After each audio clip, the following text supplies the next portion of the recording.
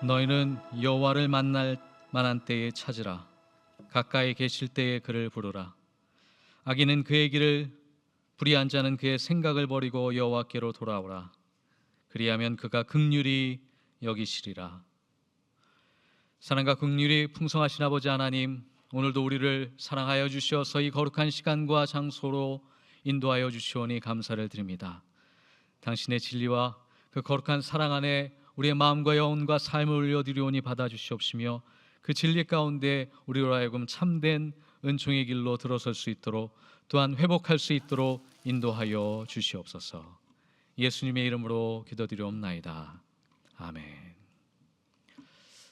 다 같이 일어나셔서 찬송가 39장으로 하나님께 찬양 드리시겠습니다.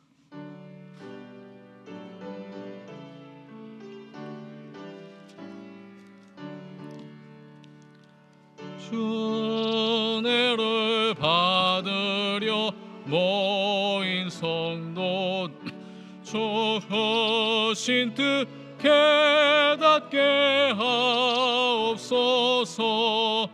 내 고통의 멍에를 다 벗게 되니 날 구속하신 이름 찬양하리. 조리를 곁에서 인도하시니 그 거룩한 나라가 이루어지네. 저 마귀와 싸워서 늘 승리하니 큰 영광 주께 돌려 본향하리. 조리의 방패와 창검 대신 승리의 주님을 따릅니다. 큰 환난을 당할 때 늘 도우시니 승전과 높이 불러 찬양하리. 아멘.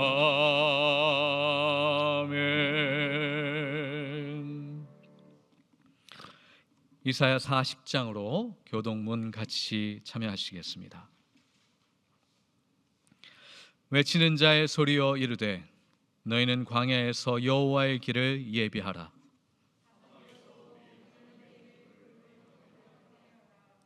골짜기마다 도두어지며 산마다 언덕마다 낮아지며 고르지 아니한 곳이 평탄하게 되며 여호와의 영광이 나타나고 모든 육체가 그것을 함께 보리라. 말하는 자의 소리여 이르되 외치라. 대답하되 내가 무엇이라 외치리이까 하니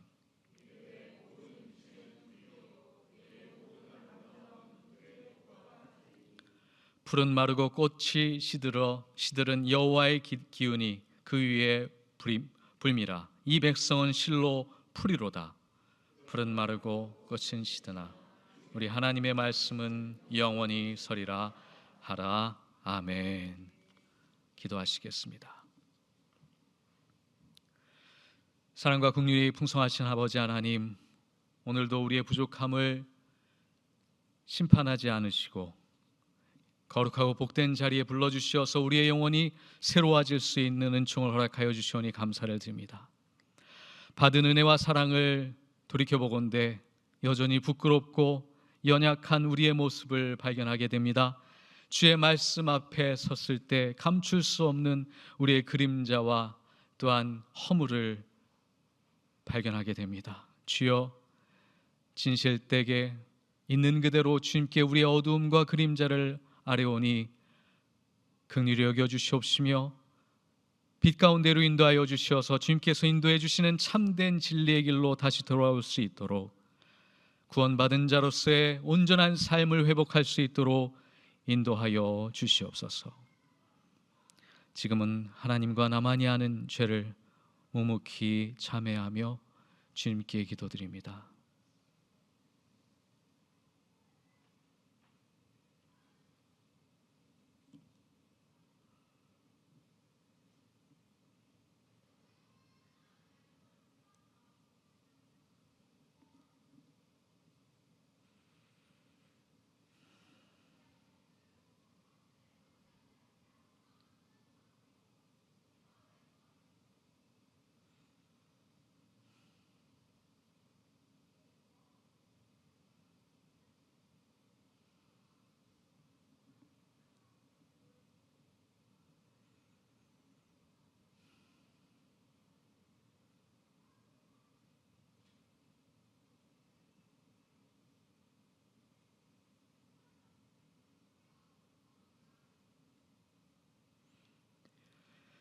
그분은 이 둘을 자기 안에서 하나님의 새 사람으로 만들어서 평화를 이루시고, 원수된 것을 십자가로 소멸하시고, 이 둘을 한 몸으로 만드셔서 하나님과 화해시키셨습니다.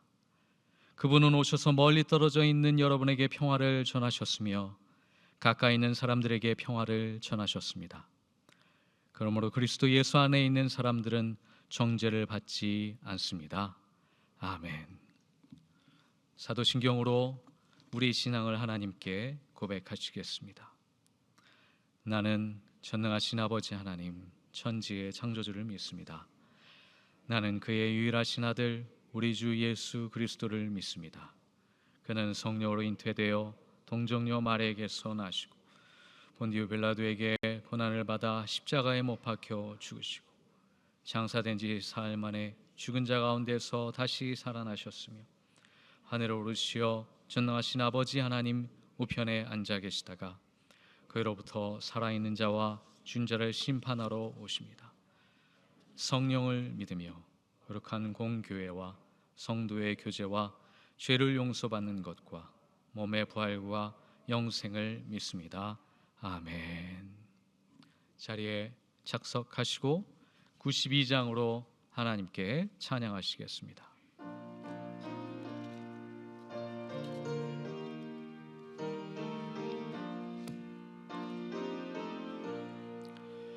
위에 계신 나의 친구, 그의 사랑 지극하다. 이는 예수 그리스도 나의 구주, 나의 친구, 사랑하는 나의 친구, 늘 가까이 계시도다. 그의 사랑 놀랍도다. 변함없는 나의 친구, 나를 위해 죽으시고 나를 구원하셨으니 기쁨으로 경배하며 찬양하리. 나의 친구, 사랑하는 나의 친구, 늘 가까이 계시도다. 그의 사랑 놀랍도다. 변함없는 나의 친구, 내 맘속에 늘 계시고 영원토록 함께하네. 가지 되어 하나 되리. 포도나무 나의 친구, 사랑하는 나의 친구, 늘 가까이 계시도다. 그의 사랑 놀랍도다. 변함없는 나의 친구, 내 맘속에는 그의 영광 바라보며 그의 팔로 날 안을 때 만나보리. 나의 친구 사랑하노. 나의 친구 늘 가까이 계시도다. 그의 사랑 놀랍도다. 변함없는 나의 친구. 아멘. 예배를 위해서 박연아 교우님 기도해 주시겠습니다.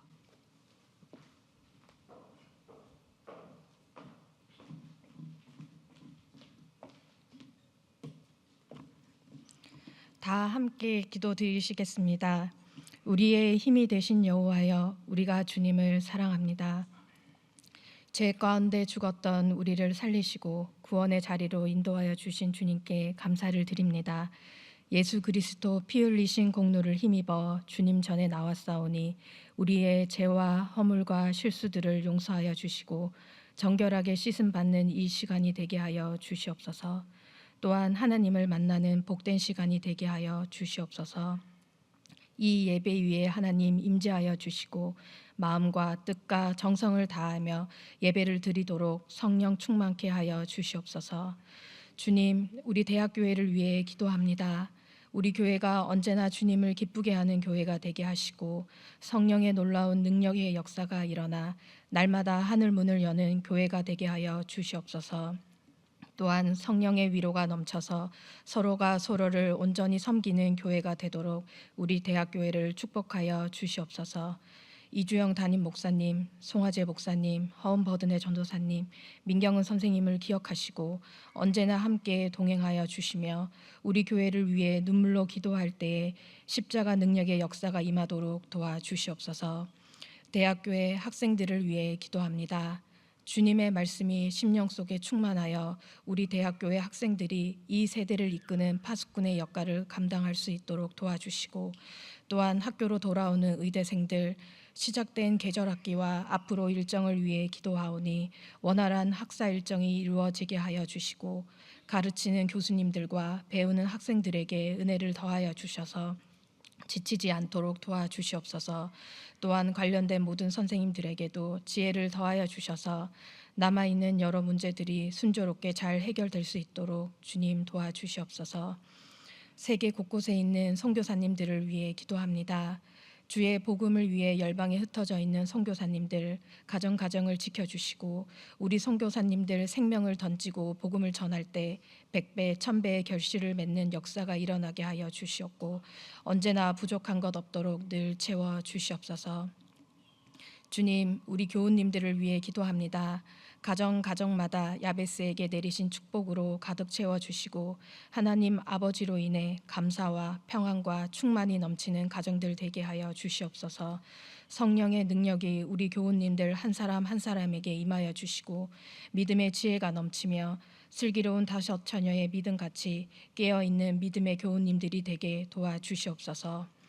세상의 권세나 물질을 의지하지 말고 오직 주님만을 바라보는 하나님이 자녀들이 되게 하여 주시고 끝까지 죽도록 충성하는 믿음을 주시며 주님 오신 날에 부끄럼 없는 주의 신부들이 되게 하여 주시옵소서. 오늘 생명의 말씀을 전파하기 위해 오신 권영경 목사님, 공평하신 하나님의 사랑이란 주제로 설교하실 때 하늘의 권세와 권능으로 온전케 하여 주시고 늘 영육의 강건함과 부요함으로 가득 채워주시며 날마다 엘리사에게 내리신 갑절의 영감을 더하여 주시옵소서. 또한 말씀을 듣는 교우님들도 심령이 거듭나게 하시고 주님의 귀한 말씀이 광야와 같은 우리 인생길을 걸을 때에 무기가 되고 방패가 되게 하여 주시옵소서. 언제나 우리를 사랑하시고 날마다 십자가 그늘 아래 보호하시며 구원의 길로 인도하시는 예수 그리스도 이름으로 기도드립니다. 아멘.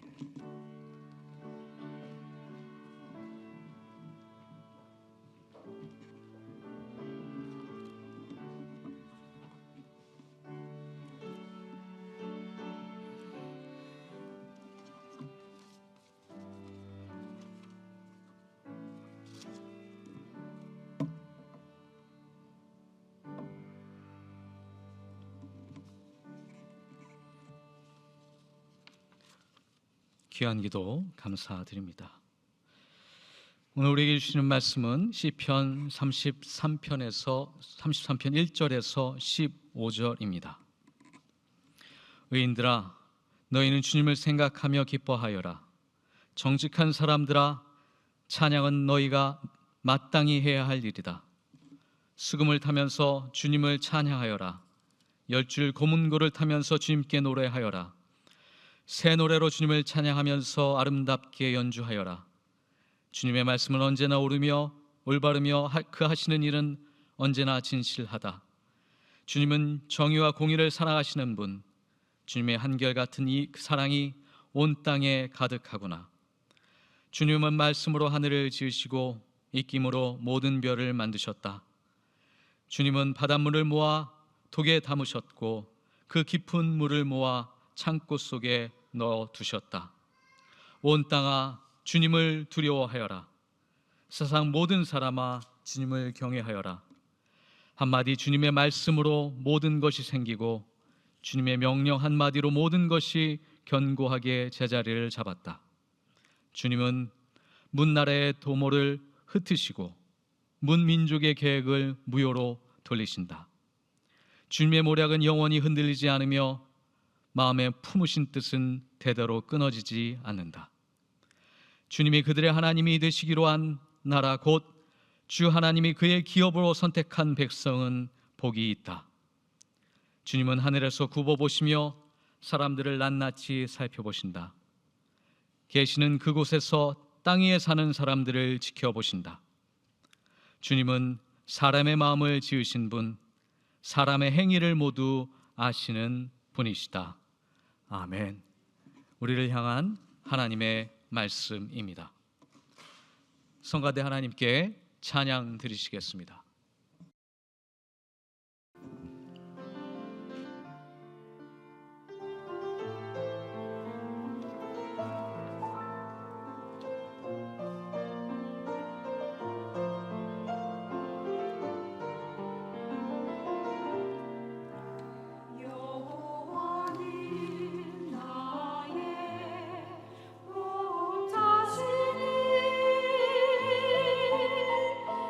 내가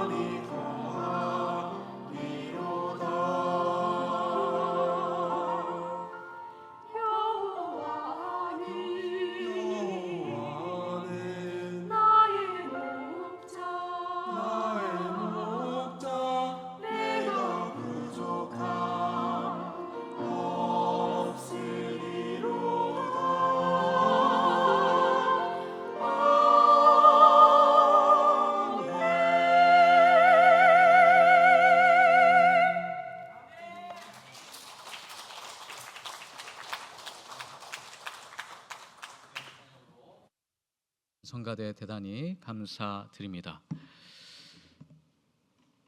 오늘날 한국 사회에서 성경 신학자로 또한 신약학자로서 가장 영향력 있는 분을 뽑으라고 한다면 오늘 저희 교회를 찾아주신 목사님이실 것입니다.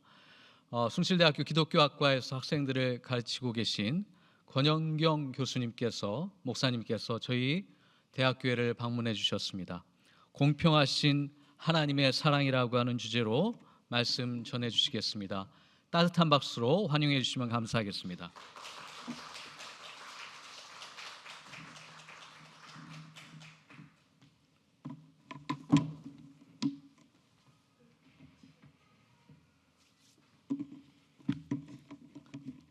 이주영 목사님보다는 제가 길이가 조금 길어서 발판을 뺐습니다.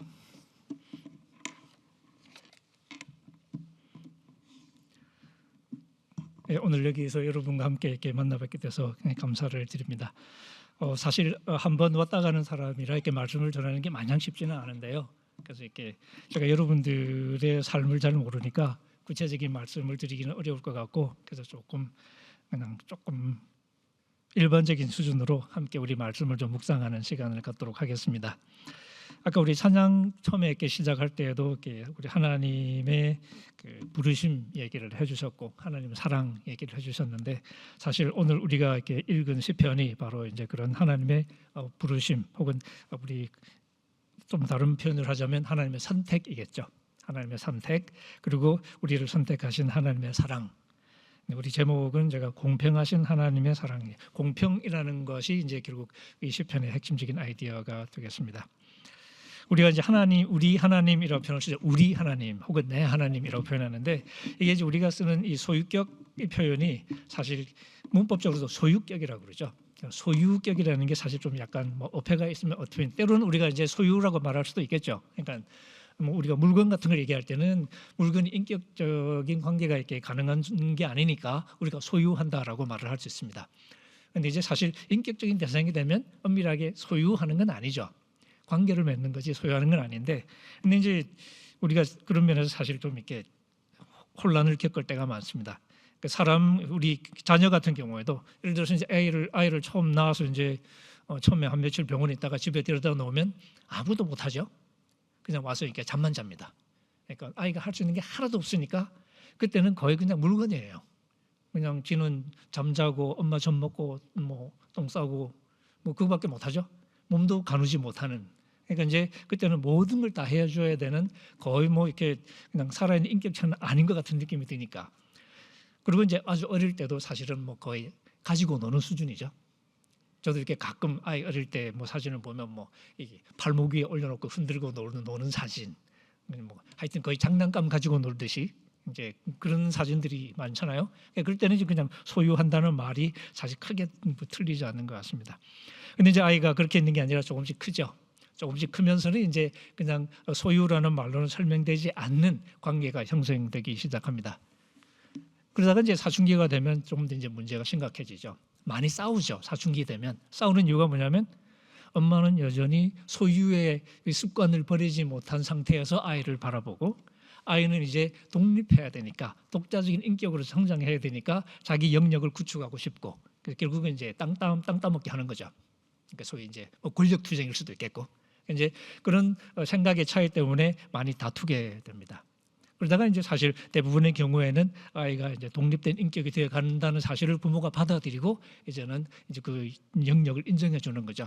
그럼 이제 소유하고는 전혀 다른 대등한, 뭐 대등한 좀 어폐가 있습니다만은 한 인격과 한 인격의 만남이 이루어지게 됩니다. 그럴 때도 여전히 내 딸, 내 아들이라고 표현을 합니다. 하지만 더 이상 우리가 소유한다는 의미는 아니겠죠. 나와 관계를 맺고 있는 부모와 자식 혹은 부모와 장성한 자녀라고 라는 관계를 맺고 있는 사람이라는 뜻이 되겠죠.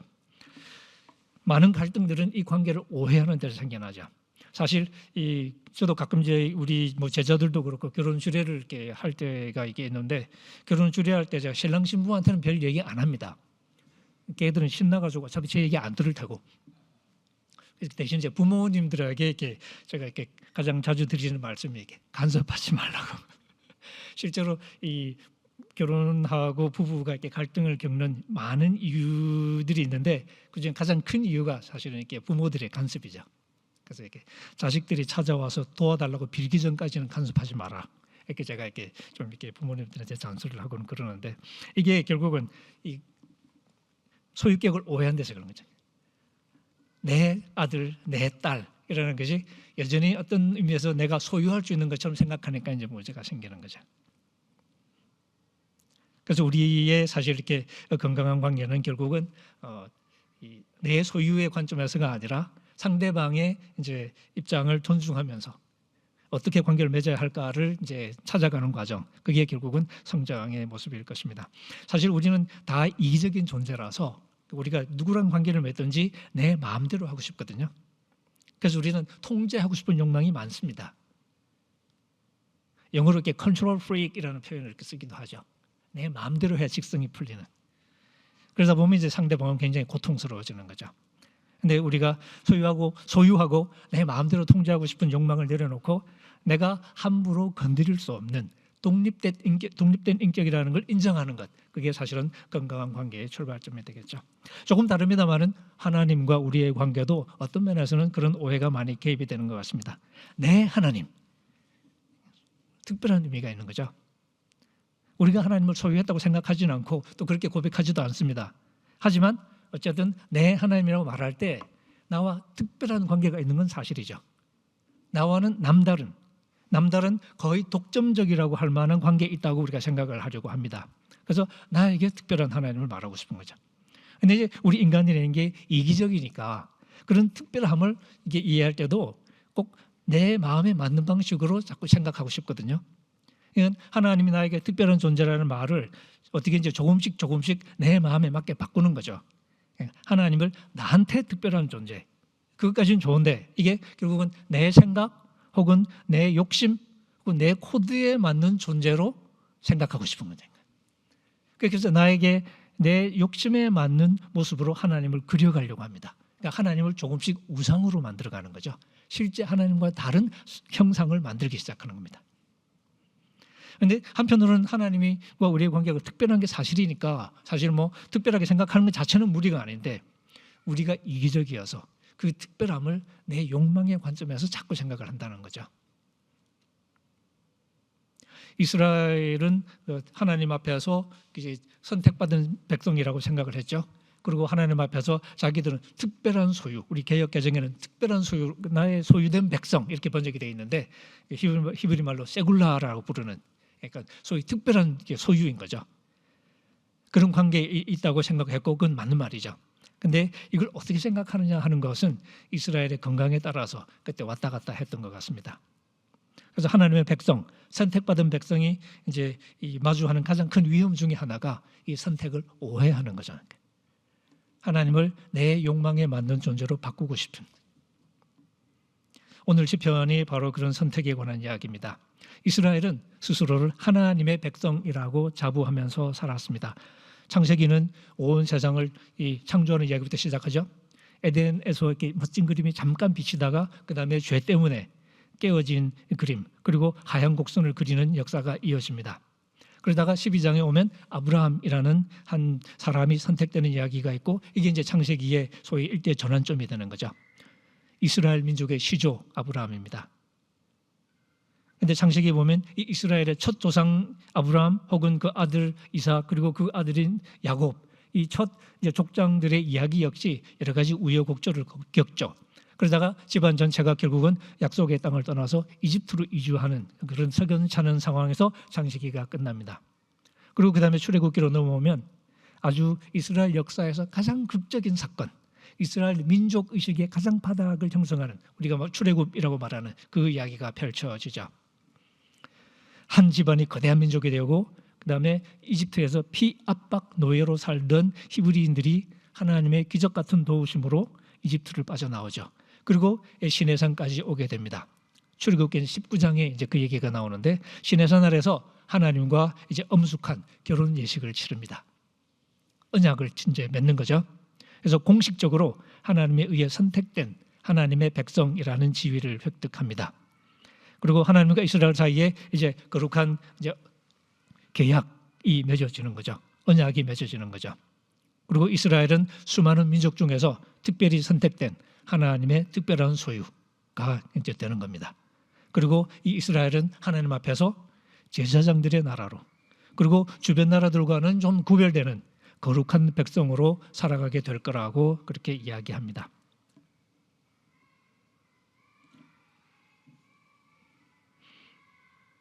이스라엘은 바로 이런 하나님의 백성이라는 정체성을 자랑하면서 살았습니다.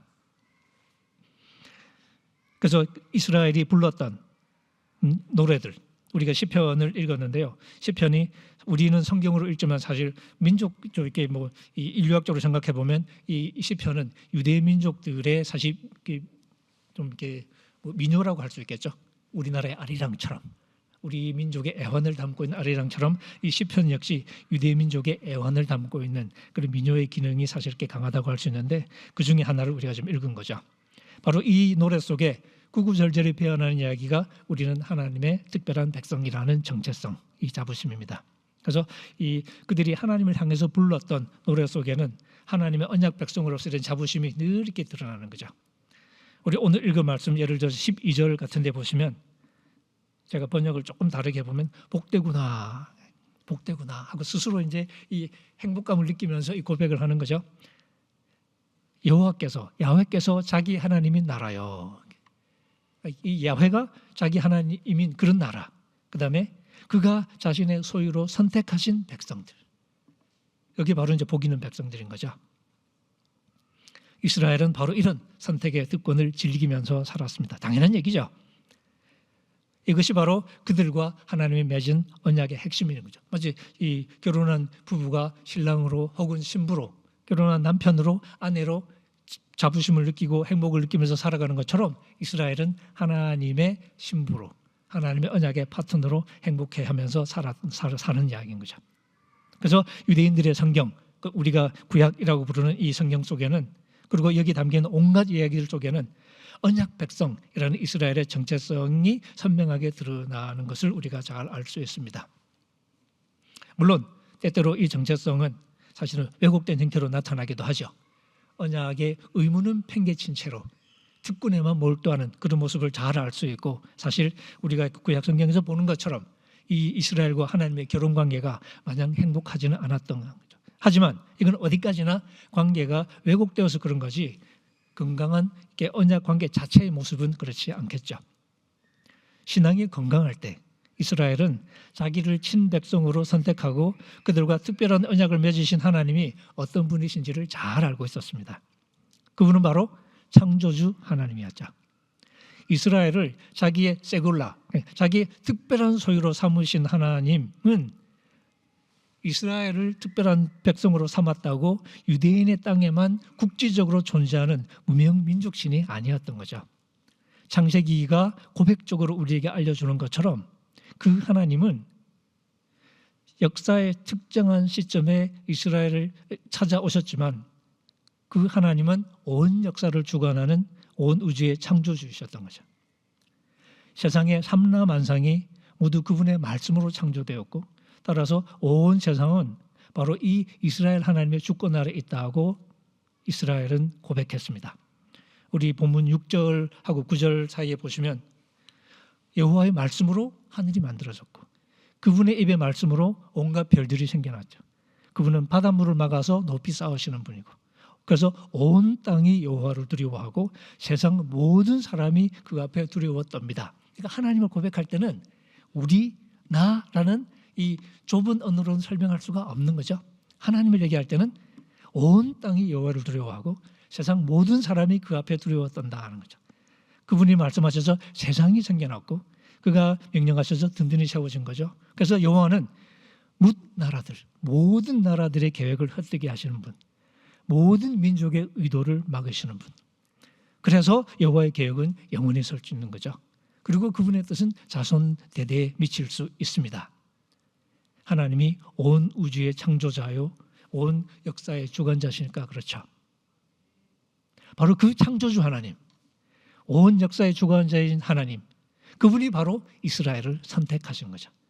이게 바로 이스라엘이 경험한 은총이었습니다. 바로 그런 놀라운 한 분이 우리를 택하셨다고 하는 감격, 그게 바로 선택의 기쁨이었던 거죠. 그게 바로 하나님의 은총이었습니다. 하지만 이 은총을 오해할 수는 없겠죠. 창조주가 이스라엘이라는 한 작은 민족을 선택했다고 해서 우주의 통치자였던 분이 갑자기 유대인만의 민족신, 조그만 나라의 지방신으로 축소될 수는 없는 거죠. 이스라엘을 선택하기 이전이나 그 후나 그분은 여전히 온 세상과 역사의 주인입니다. 언제나 그는 하늘에서 사람의 아들들 모두를, 모든 인생을 살펴보는 분이고 세상의 모든 거주자를 살피십니다. 그는 그들의 마음속 계획, 그들의 하는 일을 샅샅이 살피는 분이시죠. 그가 온 세상을 창조한 분이신 것처럼 그분은 온 세상을 살피는 분이십니다. 구원의 유일한 희망이 하나님께 있는 이유가 바로 여기 있죠. 사실 역사의 대부분을 한편으로는 남쪽 이집트, 남쪽의 고래였던 이집트, 그리고 또 북쪽의 고래였던 아시리아 혹은 바벨론, 이 두 고래 사이에서 등쳐지면서 살아야 했던 이 새우 이스라엘, 실제 역사는 그랬죠. 이런 이스라엘의 굴곡진 역사의 과정에서 이들이 끊임없이 되새겨야 했던 교훈이 뭐였냐, 신앙 고백이 뭐였냐, 아무리 군대가 크고 많아도, 아무리 힘센 장수가 있어도 그것으로 자신을 구원할 수 없다는 거죠. 오늘 너무 길어서 제가 읽지는 않았습니다만 우리 시편 33편 16절 17절에 바로 이 이야기가 나옵니다. 이 세계 자체가 하나님의 말씀으로 창조되었고 사람들도 그분의 숨결로 만들어진 존재이기 때문에 그렇죠. 당장은, 우리가 보기에 당장은 맹목적인 힘의 논리가 지배하는 것 같지만 사실 궁극적으로 안전과 구원의 유일한 희망은 온 세계의 운행과 역사를 주관하시는 하나님을 신뢰하는 데 있다는 게 이스라엘의 고백이었습니다. 역시 우리 읽지 않은 18절 19절에 이렇게 노래합니다. 보라, 여호와의 눈은 그를 두려워하는 자에게, 그의 사랑은 고대하는 자에게 향한다. 죽음에서 그들의 목숨을 건지시고 기근 중에서도 그들을 살리신다. 그래서 이스라엘은 이런 하나님을 즐거워했고 그분을 의지했습니다. 궁극적으로 하나님만이 우리를 도울 수 있고 그분만이 우리를 지킬 수 있음을 알았기 때문이죠. 이스라엘은 바로 이런 하나님을 마음에 품고 즐거워했고 그분의 거룩한 이름을 의지하면서 살아갑니다. 우리 영혼이 여호와를 기다린다. 그분이 우리의 도움이시고 우리의 방패시다라고 노래하면서 살았던 거죠. 그래서 우리의 마음이 그를 즐거워하고 우리가 그분의 이름을 의지한다라는 거죠. 본문 20절, 21절 고백입니다. 그래서 이 시편은 이런 여호와를 의지하면서 그분의 사랑을 누리고 싶다는 그 기도로, 그런 바람으로 끝이 나죠. 우리 시편 성경 보시면 22절에 이렇게 합니다. 여호와여, 당신의 사랑 혹은 당신의 자비, 히브리 말로 헤세드라고 부르는 바로 그 말입니다. 당신의 사랑을 우리에게 베풀어 주십시오. 우리가 당신을 의지하니까. 이렇게 이스라엘은 창조주요 역사의 주관자이신 하나님께 희망을 걸었고 그들을 구원하실 하나님을 바라보며 그분의 사랑을 갈망했습니다. 근데 말씀드렸던 것처럼 이 하나님은 바로 온 세상을 창조하신 창조주 하나님이신 거죠. 이스라엘의 특별한 하나님이신 동시에 온 세상의 창조주였습니다. 당연히 하나님의 관심은 온 세상 전부를 아우르죠. 그분은 이스라엘뿐 아니라 모든 사람의 마음과 행위를 살피십니다.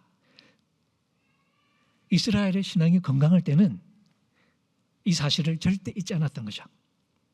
하나님은 이스라엘을 자기의 특별한 소유로 삼았지만 그렇다고 이스라엘을 향한 사랑이 온 세상의 창조주로서의 위상과 성품을 해치는 것일 수는 없죠.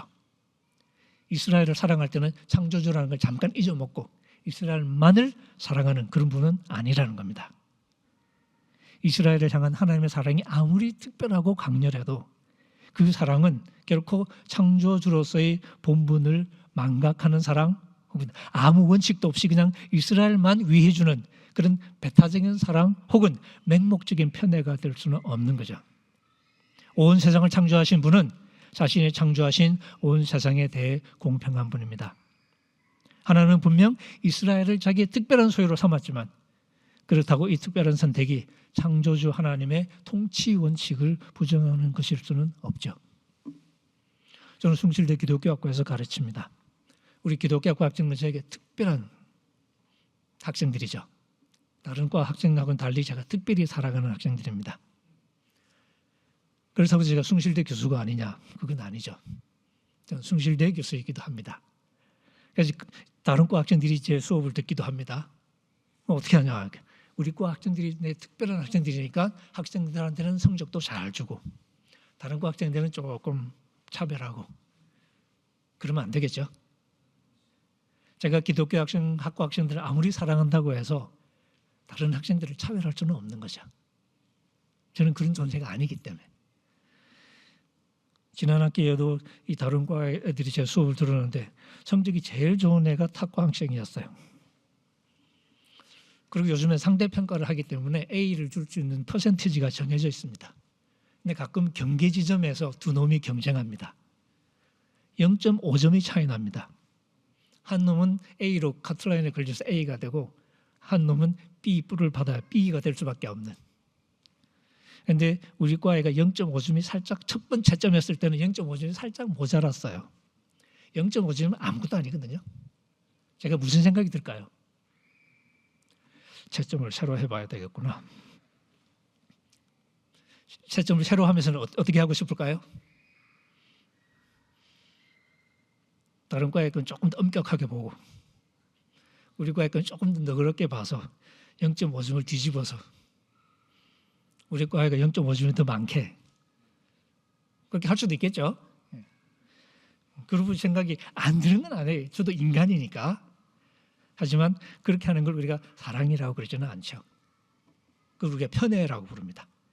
그게 내 욕망대로 하는 거죠. 내 마음에 드는 누군가를 특별히 대하는 게 이게 공평하지 않은 거죠. 그건 제가 숭실대 교수로서의 본분을 망각한 행위가 될 수 있어도 그게 규탄 행위가 될 수는 없고 그건 제가 아무리 우리 기독교 학생을 사랑해도 그 공평함을 제가 포기하면서 사랑할 수는 없는 겁니다. 그래서 다른 과 학생들에게 A를 줬습니다. 그리고 우리 과에 불러가지고 괜히 화를 냈습니다. 공부 좀 하지.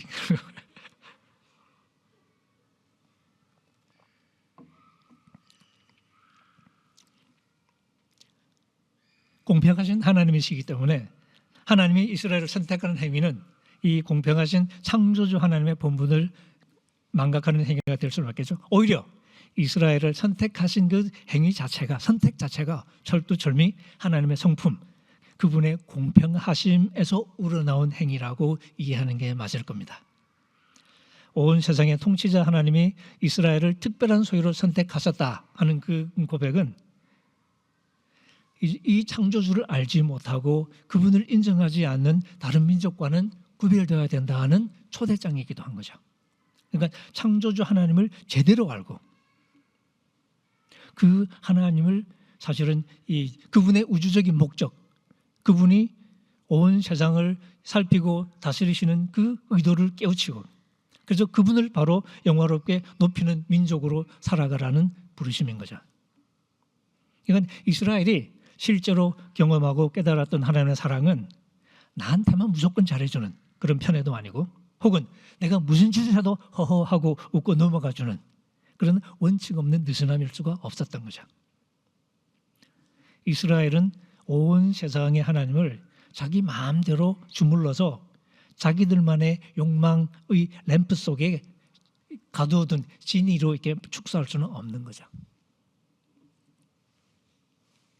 그래서 이스라엘이 건강할 때 그들이 찬송했던 하나님의 사랑은 창조주 하나님의 사랑이었고 이 세상의 모든 민족을 살피시는 분이 베푸는 공평한 사랑이었습니다. 창조주 하나님의 사랑은 이스라엘만을 위해 주고 다른 모든 민족을 차별하는 편애가 될 수는 없습니다. 아무리 하나님의 사랑이 커도, 그래서 아무리 그분이 나랑 가까워도 하나님을 내 욕망의 좁은 틀 속으로 축소할 수는 없는 거죠. 저희 기독교 학과는 학생들이 해마다 기독교 수수인간의 행사를 해요. 다른 학과는 거의 안 하는데, 그럴 때는 또 항상 보면 이렇게 뭐 편지 읽어주는 그런 순서를 이렇게 할 때가 많습니다. 학생이 대표로 이제 선생님한테 쓰는 편지를 이렇게 읽어주는데, 고정적으로 나오는 얘기 중에 하나가 이런 것들입니다. 교수님이 수업 중에 학기 중에 워낙 자기한테 잘해주시고 이렇게 막 많이 사주시기도 하고 또 친절하게 대해주시고 얘기도 잘 들으시고, 그래서 학기 말에 성적 나올 때 일말의 희망을 품었었다. 그런데 아니나 다를까 여지없이 F를 날리시는 교수님, 뭐 이런 식의 얘기들이 자주 나옵니다. 네. 잘해주긴 진짜로 잘해줍니다. 저도 이렇게 학생들한테 많이 사주고 하는데, 하지만 성적은 다른 얘기죠. 왜? 공평해야 되니까.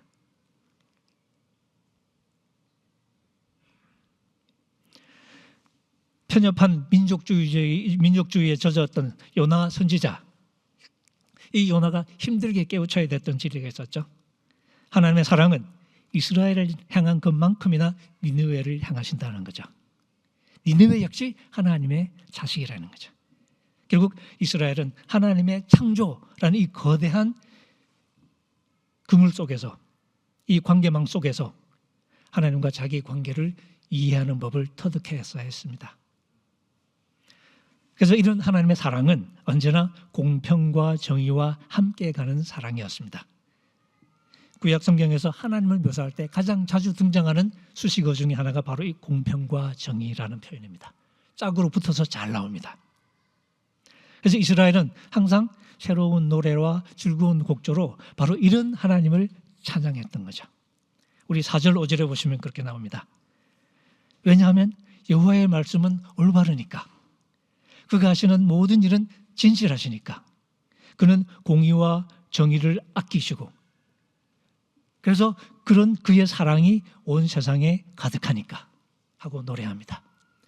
그러니까 온 세상에 가득한 하나님의 사랑, 우리를 향한 사랑은 온 세상에 가득한 거죠. 그런데 이 사랑은 공평과 정의를 아끼는 분의 사랑이었죠. 그분은 항상 올바르다라고 우리가 표현할 수 있는 그런 분이고, 진실하다라고 말할 수 있는 그런 분인 거죠. 바로 이런 하나님을 찬양했습니다. 그러니까 우리가 이런 하나님께 희망을 건다, 그리고 이런 하나님의 사랑을 기대한다 하는 말은, 다시 말하면 우리가 그분의 성품에 따라서 공평과 정의를 바라보고 그 가치를 추구하면서 살아가려고 한다는 말과 사실은 똑같은 거죠. 그분의 행동은 언제나 진실하고 공평무사하니까. 그러니까 택하신 백성이라고 해서 이런 하나님의 성품이 달라질 수는 없잖아요. 오히려 하나님의 특별한 소유로서 이스라엘은 자기 하나님에 관한 이 진리를 누구보다도 더 선명하게 늘 명심하고 살았어야 되는 거죠. 이걸 잊지 않는 게 영적인 건강의 핵심이었습니다.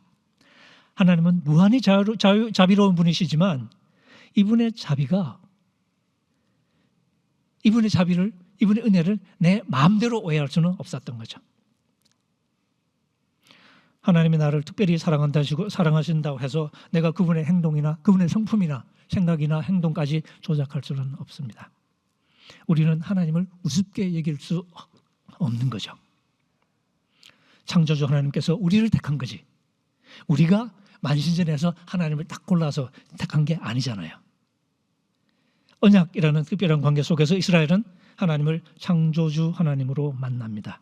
그래서 공평과 정의를 아끼시는 하나님을 향한 신뢰, 믿음은 그분의 사랑에 합당한 존재가 되겠다는 마음, 그분의 공평과 정의를 소중하게 여기는 마음과 함께 갈 수밖에 없습니다.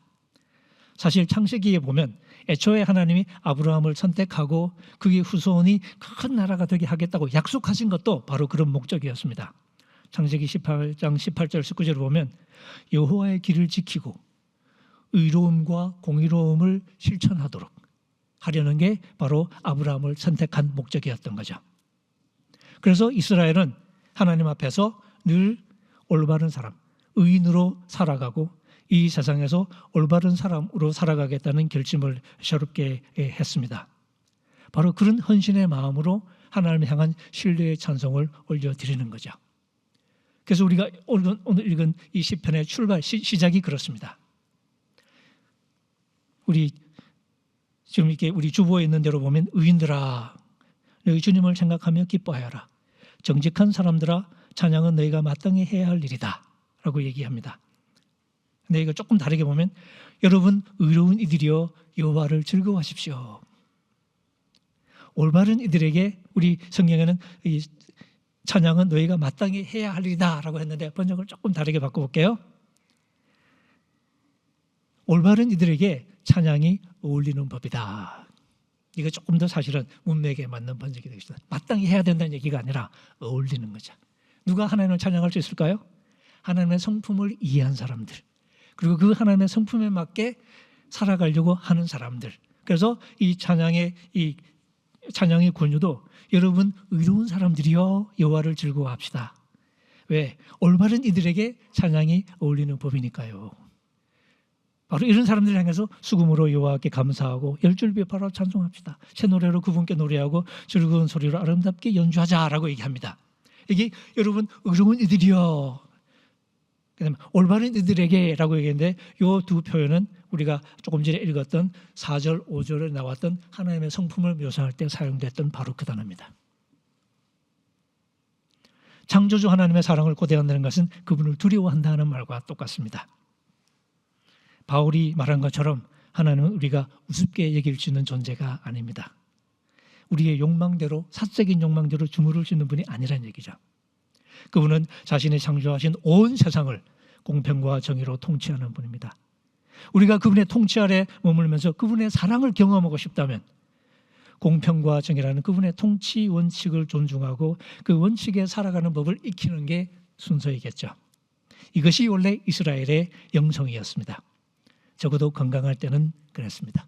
그래서 우리가 시편들 33편뿐만 아니라 34, 35, 그 다른 것들을 봐도 결국은 건강한 이스라엘 신앙은 바로 이런 하나님을 노래하는 이야기들이 많았습니다. 우리는 살아가면서 욕망을 가진 존재로 우리 삶을 마주합니다. 그래서 우리는 늘 내 거야 라고 말하고 싶고 나를 외치고 살아가고 싶고, 그래서 우리와 하나님의 관계조차도 하나님을 내 거로 만들고 싶은 욕망 속에 시달리며 살아갑니다. 온 우주의 하나님을 내 좁은 머릿속으로, 내 옹졸한 가슴 속으로, 내 욕망의 체계 속으로 집어넣으려는 습관이죠. 하지만 우리가 말씀을 읽으면서 우리의 영적 훈련하면서 우리가 배우는 것은 오히려 우리가 이 좁은 내가 창조주 하나님의 거대함을 깨닫고 그 거대함 앞에 감동하고 그리고 그분의 넓은 바닷속으로 뛰어드는, 바로 그것을 배우는 거죠.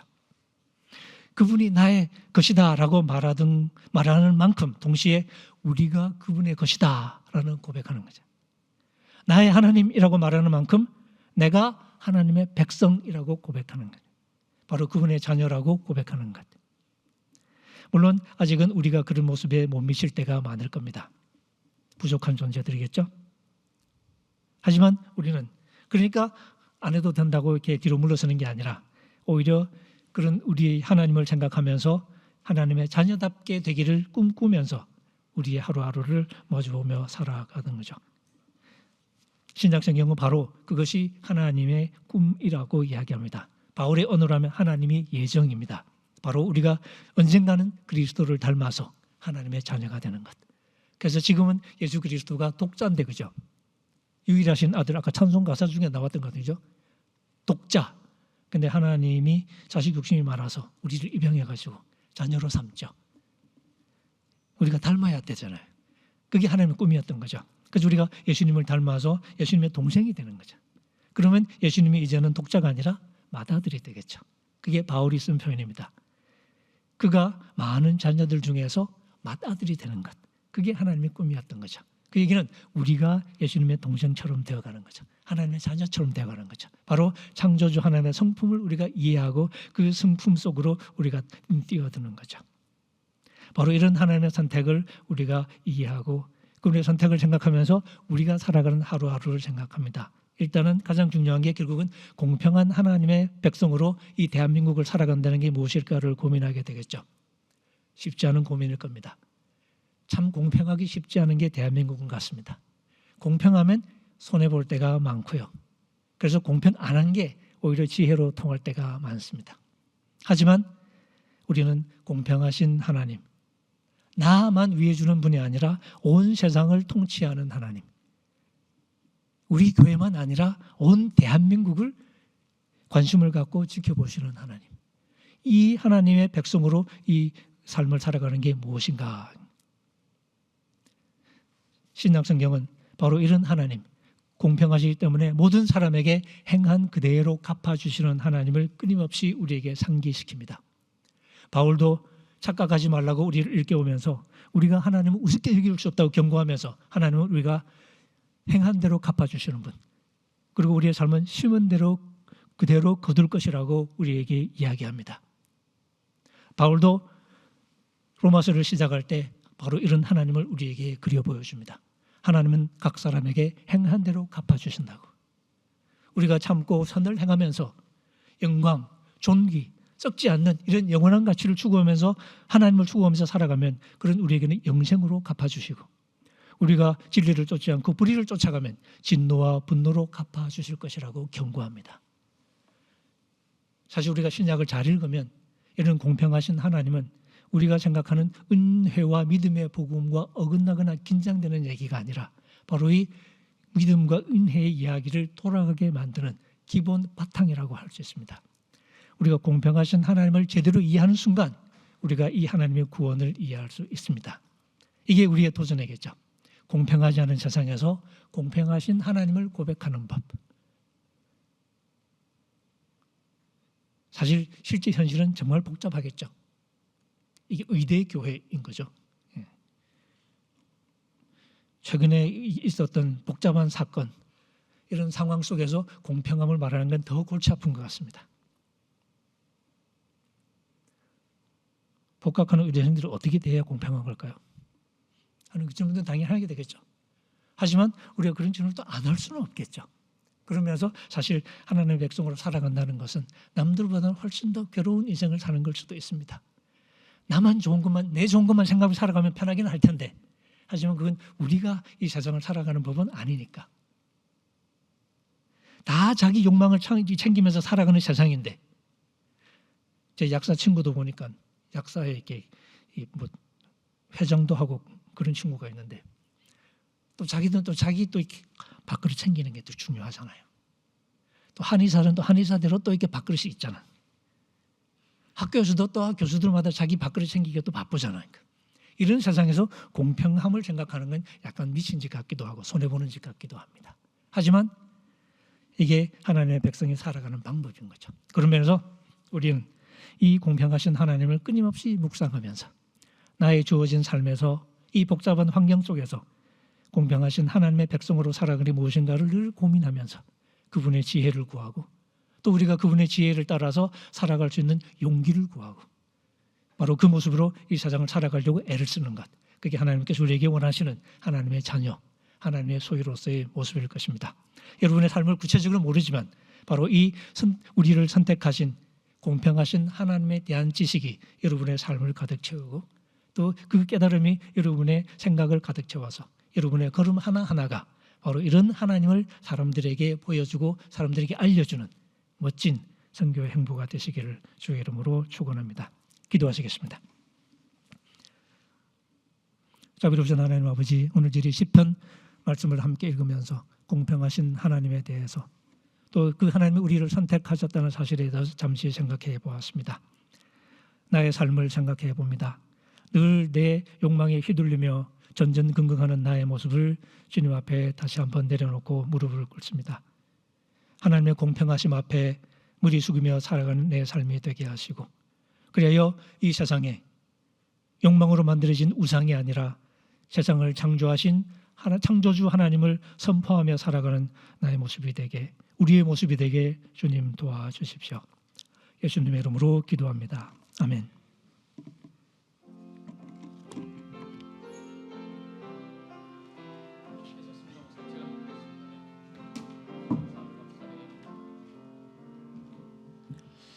이 말씀 따라 사는 동안 지치지 않게 하시고 이 말씀 따라 사는 동안 주님 나라 이루소서.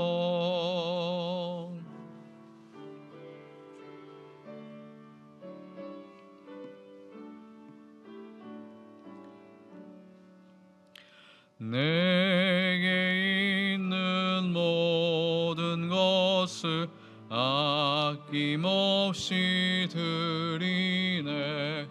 사랑하 의지하며 주만 따라 살리라. 주께 드리네.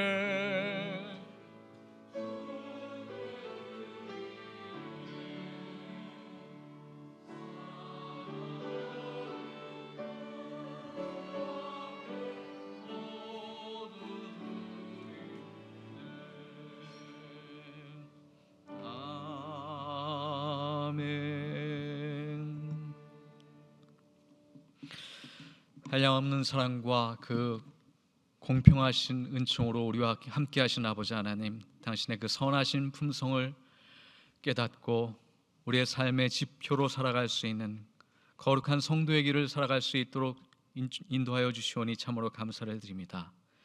그 은총을 깨닫고 믿기에 또한 우리에게 주신 삶의 일부를 주님께 올려드리오니 기쁨으로 받아주시옵시며 흠양하여 주시옵소서. 주일 헌금과 또한 감사 예물과 11조의 은혜와 또한 선교 헌금으로 드리는 모든 손길 가운데 함께하여 주시며 그 손인하는 일로 아름다운 열매 맺게 하여 주시며 또한 이 예물이 쓰이는 곳곳마다 우리 교회 이름으로 또한 하나님의 이름으로 아름답게 쓰임받을 수 있도록 하나님의 나라의 거룩한 또한 사역에 참여할 수 있도록 은총 베풀어 주시옵소서. 또한 우리가 드리는 모든 기도의 제목도 주님께서 흠양하시고 받아주실 줄 믿고 감사를 드립니다. 우리 가족 안에, 우리 공동체 안에 또한 질병의 고통으로 어려움 당하고 있는 환우들이 있습니다. 그들을 위하여 기도하고 있습니다. 또한 섬기고 있습니다. 돌보고 있습니다. 그 기도와 돌봄을 받아주시옵시며 거룩한 임재로 함께하여 주시어서 치유의 은총으로 마음과 영혼과 육체가 나음을 얻을 수 있도록 인도하여 주시옵소서. 또한 이 예배를 주님께 드릴 때에 보이는 곳에서 보이지 않는 곳에서 주님을 사랑하는 마음으로 드리는 모든 섬김의 손길도 함께하여 주시며 그 하는 마음과 영혼 가운데 거룩한 기쁨이 가득 차서 예배자의 기쁨과 소망이 가득 찰 수 있는 삶의 일상이 될 수 있도록 인도하여 주시옵소서. 선교사님들의 삶과 그들의 사역을 기억하며 흠양하실 줄 믿고 감사드리고 우리가 기도와 또한 간구함 가운데 함께 할 때에 성령 하나님께서 같이 하여 주시어서 선교사님들의 사역과 삶 가운데 위로와 은총과 축복으로 가득 넘칠 수 있도록 인도하여 주시옵소서. 일상으로 다시 돌아가는 우리의 발걸음과 삶 가운데도 같이 하여 주시며 헤세드 하나님, 신실하시고 공평하신 하나님의 그 선하신 품성을 따라 최선을 다하여 살아갈 때에 우리의 삶의 자리 가운데서 하나님의 영광을 드러내기에 부족함이 없는 모든 성도님들, 교우들 될 수 있도록 축복하여 주시옵소서. 예수님의 이름으로 기도드리옵나이다. 아멘.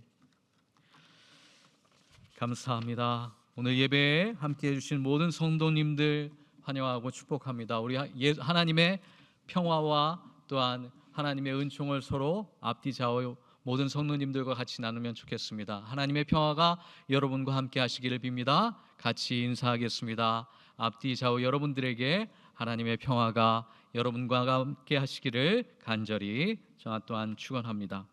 오늘 귀한 말씀으로 섬겨주신 권영교 목사님 감사를 드립니다. 오늘 말씀이 좀 아쉬우시다면 우리 유튜브에 혹은 CBS에 많은 컨텐츠들이 있습니다. 우리 한국 교회에 귀한 기여를 하고 계신 목사님의 말씀을 또한 사모하시는 마음으로 여러 통로를 통하여서 찾으실 수 있고 또한 책도 많이 또한 나와 있으니까요. 그 책을 통하여서 또한 목사님과 같이 교제하실 수 있다고 생각을 합니다. 대학교에 장학생 신청을 받습니다. 9월 5일까지 신청을 해주시고 자세한 사항은 대학교의 홈페이지를 참조해 주시면 감사하겠습니다. 8월 운영위원회 회의록이 대학교의 홈페이지에 등록되어 있습니다. 꼭 참여해 주시면 참고해 주시면 감사하겠습니다. 다른 광고 없으시면 다 같이 일어나셔서 파송의 말씀 듣고 또한 기도로 마치도록 하겠습니다. 예수 그리스도 안에서 새 생명을 얻은 여러분에게 권고합니다. 게으른 사람들을 훈계하고 소심한 사람들을 격려하며 약한 사람들을 붙들어주고 모든 사람들을 인내로 대하십시오. 여러분 중에는 악을 악으로 갚는 사람들이 하나도 없도록 하고 언제나 남에게 선을 행하도록 힘쓰십시오. 항상 기뻐하십시오. 늘 기도하십시오. 어떤 처지에서든지 감사하십시오. 이것이 그리스도 예수를 통해서 여러분에게 보여주신 하나님의 뜻입니다. 아멘.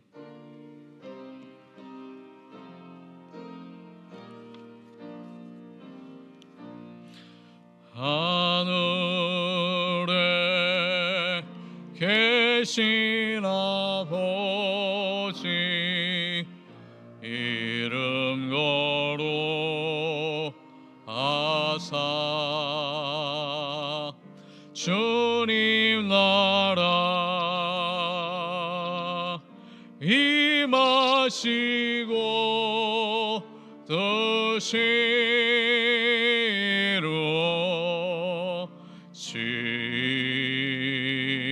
이루어지다 일용할 양식 주시고 우리들의 큰 죄 다 용서하옵시고 또 시험에 들게 마시고 악에서 구원하소서. 대개